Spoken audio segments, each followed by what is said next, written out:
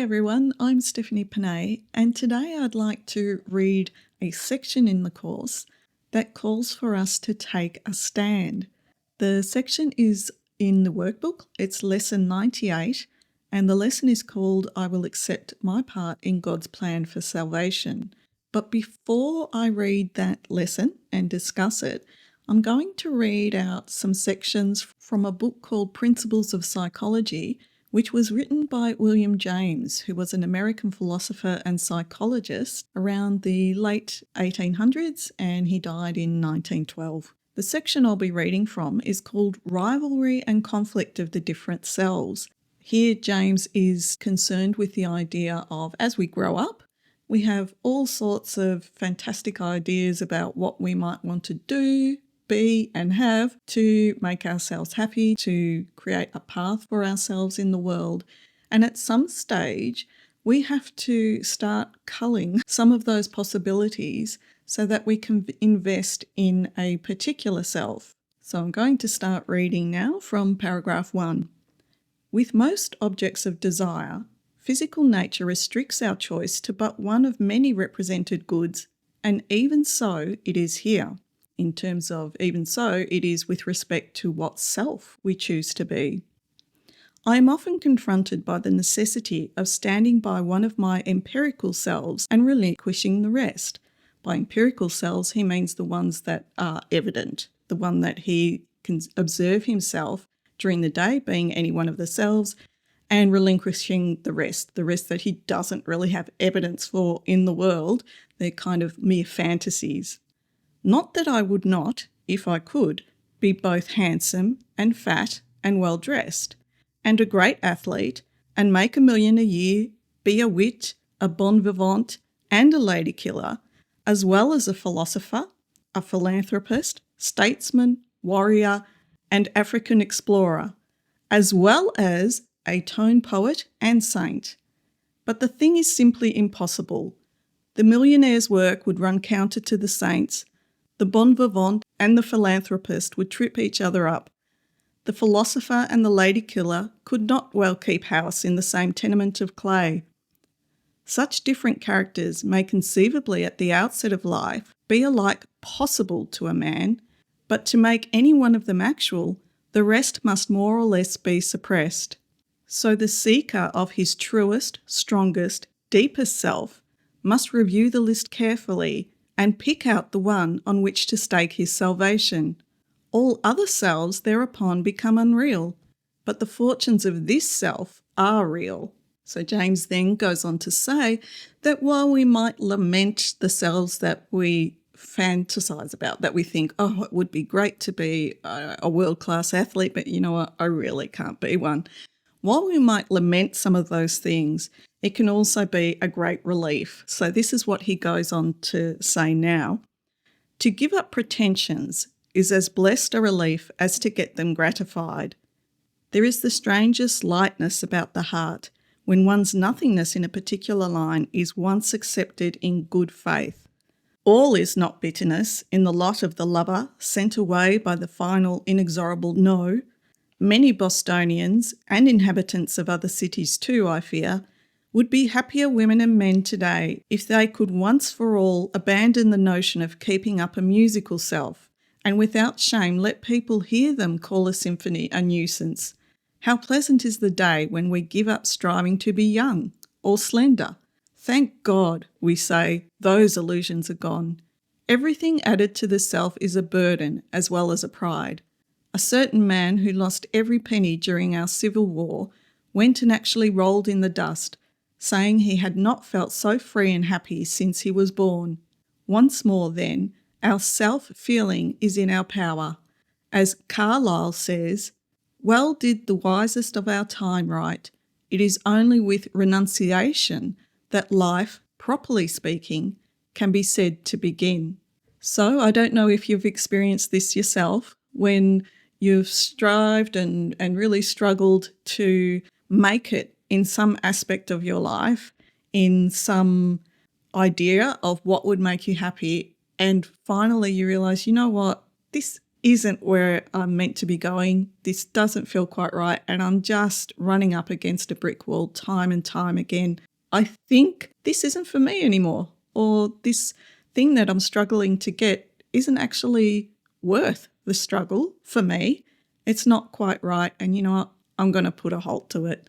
And then once you make that decision, it's like a load lifted off your shoulders. It's like, I don't have to struggle with that anymore. So like William James says, we can say, thank God those illusions are gone. Now, the analogy I want to make here is between what William James is saying about particular characteristics, personal characteristics we have, particular career paths we might want to follow, or other kind of paths, anything that interests us that we think, oh, maybe I'm this type of person, or I'd enjoy doing this or that. Make an analogy between that kind of culling, that kind of, no, you know what, that isn't me. That isn't worth investing my time in. I need to accept that my path doesn't lead down becoming a gymnast or a parent or whatever it is. So an analogy between that kind of life path and between the course asking us to make a decision between the world's purpose or idea of what we're here about and our purpose as a spiritual self, our function as a spiritual self. So we need to choose, are we a body and therefore are still continuing to seek paths of the world to find our happiness and sense of purpose, or are we the spiritual self who knows that our only function and the only way we will be satisfied is to accept our function of forgiveness? And this is what Lesson 98 calls us to do. Just as William James talks about, at some stage we need to take a stand and say, these other selves aren't real for me. They're not a good fit, and it's just a fantasy to think that any one of those is the way I should proceed through life. This really is me, and I'm going to make a stand and say, this is who I am, this is my path, and I accept that. Well, this lesson is about doing the same in terms of, am I a spiritual self whose function is forgiveness, or am I a body whose function is to make it in some way or form in the world? That's my primary focus. So with this in mind, I'm going to start reading from Lesson 98. I will accept my part in God's plan for salvation. Today is a day of special dedication. We take a stand on but one side today. We side with truth and let illusions go. We will not vacillate between the two, but take a firm position with the one. We dedicate ourselves to truth today and to salvation as God planned it be. We will not argue it is something else. We will not seek for it where it is not. In gladness we accept it as it is and take the part assigned to us by God. So we dedicate ourselves to truth today means that we're dedicating ourselves also to the idea that we are a spiritual self and not a body. And therefore we won't seek for salvation out in the world, because that kind of salvation only relates to bodies. So carrying on now with paragraph 3. The guiltless have no fear, for they are safe and recognise their safety. They do not appeal to magic, nor invent escapes from fancied threats without reality. They rest in quiet certainty that they will do what is given them to do. They do not doubt their own ability, because they know their function will be filled completely in the perfect time and place. They took the stand which we will take today, that we may share their certainty and thus increase it by accepting it ourselves. They will be with us. All who took the stand we take today will gladly offer us all that they learned and every gain they made. Those still uncertain, too, will join with us, and, borrowing our certainty, will make it stronger still, while those as yet unborn will hear the call we heard and answer it when they have come to make their choice again. We do not choose but for ourselves today. So this reflects another principle of the Course, that all minds are joined. And also there are segments of the Course in which it says that there are invisible helpers. Because, again, all minds are joined, people who have gone along in their spiritual path and joined with the truth of what the Course teaches us are available to us for help. We only need to open our minds to help on any level, and we will receive the help we need from those who know of the truth. And also, again, the idea that all minds are joined is helpful in that sometimes, while we might not be motivated to do something for our own benefit, we can often be motivated to do it with the knowledge that it is helping other people as well. So in that sense, it's our love. It's our love for everything. It's our sense of community that can motivate us to do this practice.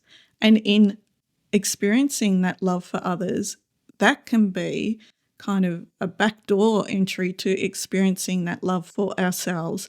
If we're not motivated to do it for ourselves, at least we might be motivated to do it for everybody.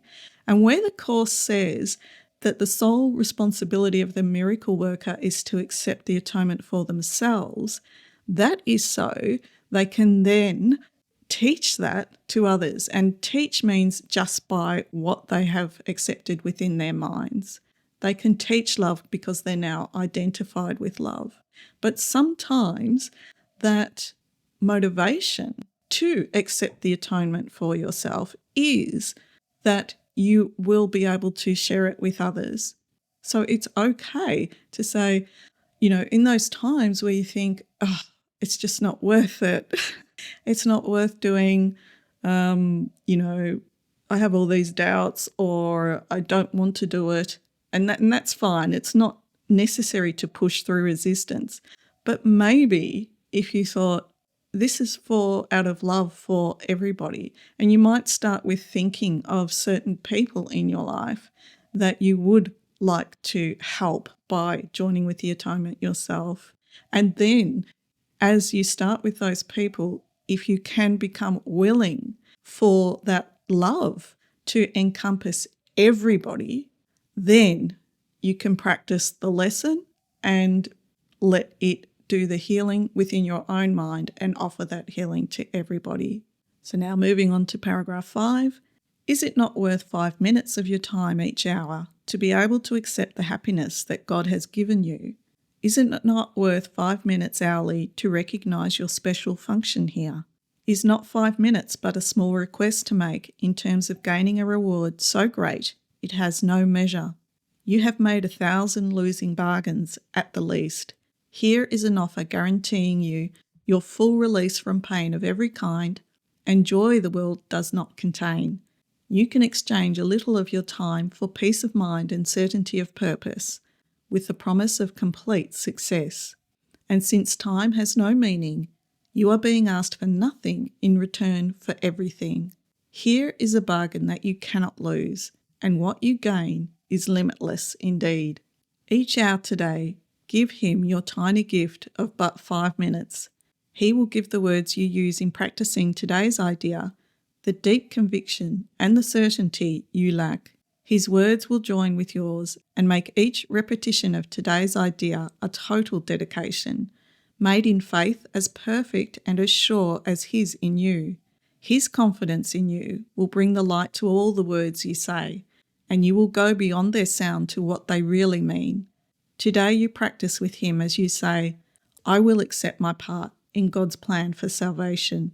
In each 5 minutes that you spend with him, he will accept your words and give them back to you, all bright with faith and confidence so strong and steady, they will light the world with hope and gladness. Do not lose one chance to be the glad receiver of his gifts, that you may give them to the world today.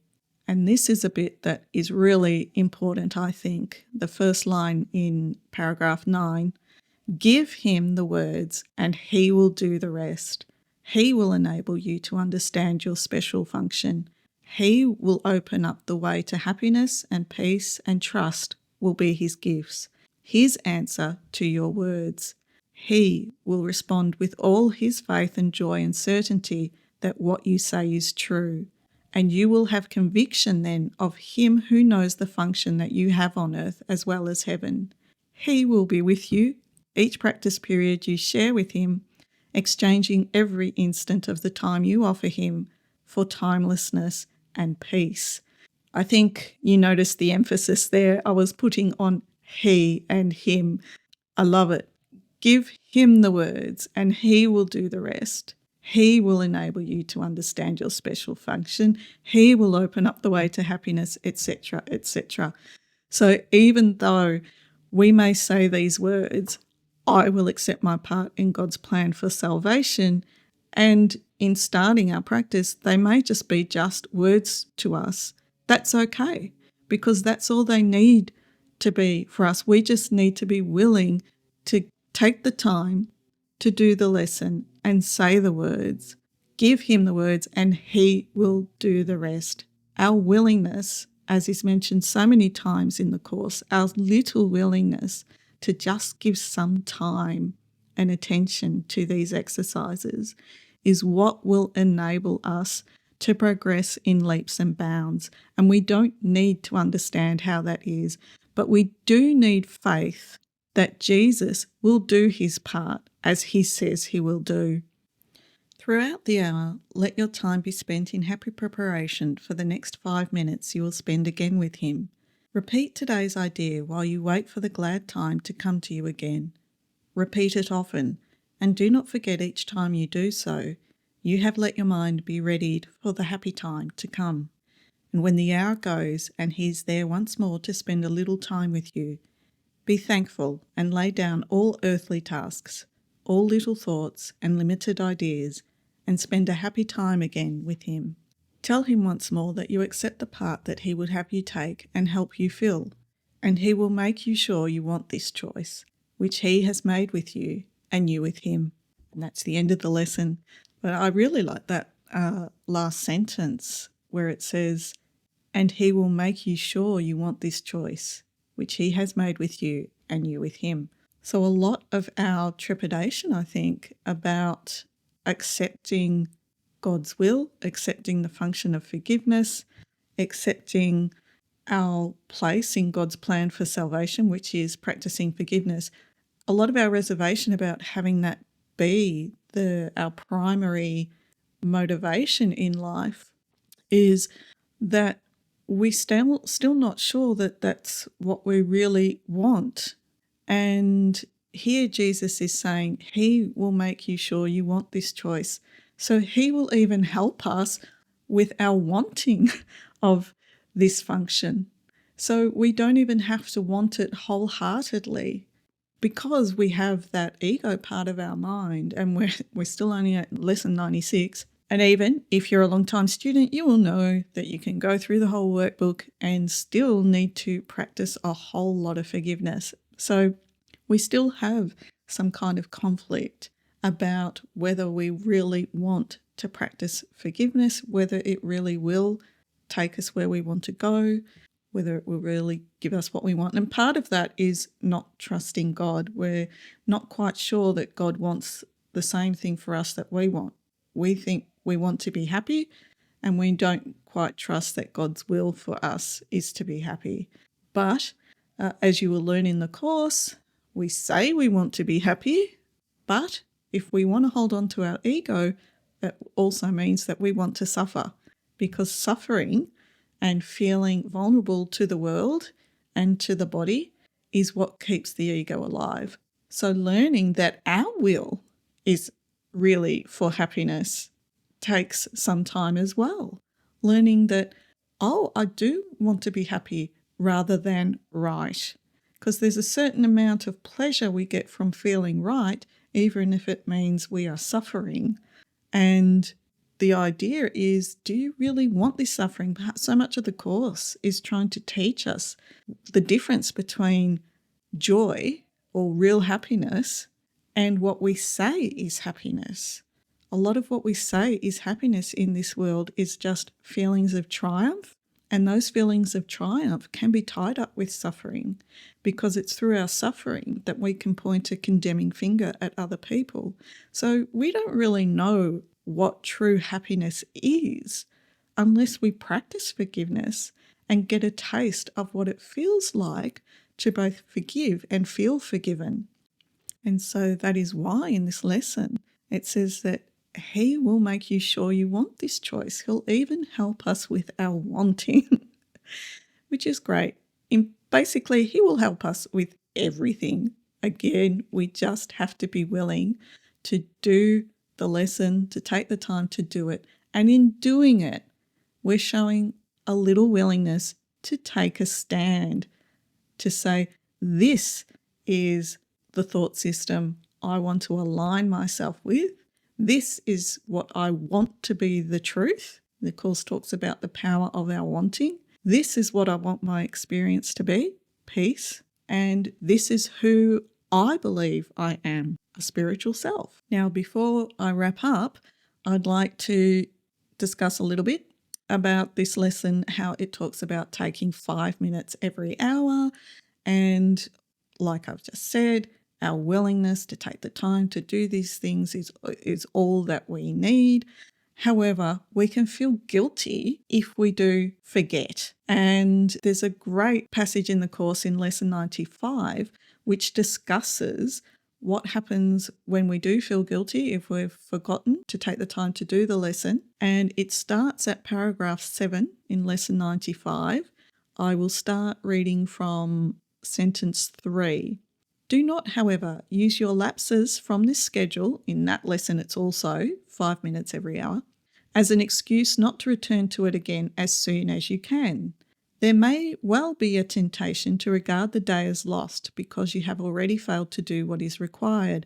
This should, however, merely be recognised as what it is, a refusal to let your mistake be corrected and an unwillingness to try again. The Holy Spirit is not delayed in his teaching by your mistakes. He can be held back only by your unwillingness to let them go. Let us, therefore, be determined, particularly for the next week or so, to be willing to forgive ourselves for our lapses in diligence and our failures to follow the instructions for practicing the day's idea. This tolerance for weakness will enable us to overlook it rather than give it power to delay our learning. If we give it power to do this, we are regarding it as a strength and are confusing strength with weakness. So there is a line in the Course where it says, do not make the error real. So if we do make mistakes, our tolerance for our weakness will enable us to overlook them. And it's in that overlooking that they can just fade away. And given to the Holy Spirit, all of our mistakes are corrected for us. So going on in paragraph 9, when you fail to comply with the requirements of this course, you have merely made a mistake. This calls for correction and for nothing else. To allow a mistake to continue is to make additional mistakes based on the first and reinforcing it. It is this process that must be laid aside, for it is but another way in which you would defend illusions against the truth. Let all these errors go by recognising them for what they are. They are attempts to keep you unaware you are one self, united with your Creator, at one with every aspect of creation and limitless in power and in peace. So that was the title of the lesson there within those last sentence, the lesson being, I am one self, united with my Creator. So we can apply that to this lesson that we're doing today, which is 98, by saying, let all these errors go by recognising them for what they are. They are attempts to keep us from taking a stand, from saying, I will accept my part in God's plan for salvation. So if you forget to do the lesson, or you do it imperfectly, or you only give it 30 seconds instead of 5 minutes, it's okay. Don't use that as an excuse not to come back to it when you can, not to give it 5 minutes when you can, if you can, and that willingness to overlook the past errors or overlook all the skipped practice periods will enable you to get the benefit of the lesson. As Ken Wapnick used to say, that it's by doing the workbook lessons imperfectly and forgiving yourself for it that you actually end up doing the workbook lessons perfectly.